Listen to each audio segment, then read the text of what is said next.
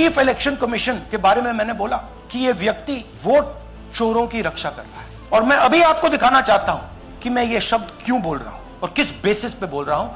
आपको अपनी आंखों से ये दिखेगा। कर्नाटक में आलंद कंस्टिट्यूएंसी है, यहां पे चोरी पकड़। क्या पता लगा कि फाइलिंग ऑटोमेटिकली ऑनलाइन हो रही है। मोबाइल नंबर्स कर्नाटक के नहीं यूज हो रहे, मोबाइल नंबर्स दूसरी स्टेट्स के यूज हो रहे हैं, और टारगेट करके कांग्रेस वोटर्स को डिलीट किया गया। ये गोदाबाई जी हैं, इनके नाम पर 12 वोटर्स डिलीट किए गए। इनको पता ही नहीं कि इन्होंने 12 वोटर्स डिलीट किए। ये सारे के सारे जो नंबर्स हैं, ये कर्नाटक के नंबर्स नहीं है, ये अलग अलग स्टेट्स के नंबर्स हैं। तो सवाल ये है कि किसके नंबर्स हैं, ये किसने ऑपरेट किए, जब इन्होंने ऑपरेट किए ये कहां थे, आईपी एड्रेस क्या था, ओटीपी कैसे जनरेट हुआ, कहां गया, ये सवाल है। ये दूसरा उदाहरण, सूर्यकांत जी जो अभी स्टेज पे आए थे, इन्होंने 12 वोटर्स को 14 मिनट में डिलीट कर दिया। आप फॉर्म भरने की कोशिश कीजिए, डिलीशन फॉर्म भरने की कोशिश कीजिए, देखिए। और जब हमने इनसे पूछा कि भैया आपने ये कैसे किया, वो कहते हैं मैंने तो नहीं किया, मैं तो जानता ही नहीं हूं। और मजे की बात देखिए, ये 4 बजे सुबह उठ के फाइल कर रहे हैं। पता नहीं क्या हुआ, 4 बजे सुबह कहा कि भैया मैं 2 वोटर को डिलीट करूंगा, और कितने 36 सेकंड में डिलीट कर दिए, फिर सो गए।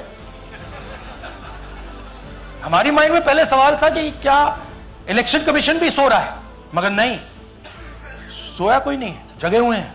सिस्टमैटिकली मदद हो रही है। जो भी डिलीट कर रहा है वोटर लिस्ट में उसका सीरियल नंबर 1 है। जो भी वोटर लिस्ट में पहले नंबर पे आता है वही डिलीट कर रहा है। 18 चिट्ठी CID Karnataka, no answer from chief election commissioner, no answer from election commission. अच्छा, ये सिर्फ आलंद में नहीं हुआ, ये अलग अलग कंस्टिट्यूएंसीज में हुआ है। आलंद में लीगल प्रोसेस चालू हो गई, पकड़ लिया। आलंद में डिलीट, रजौरा में एडिशन।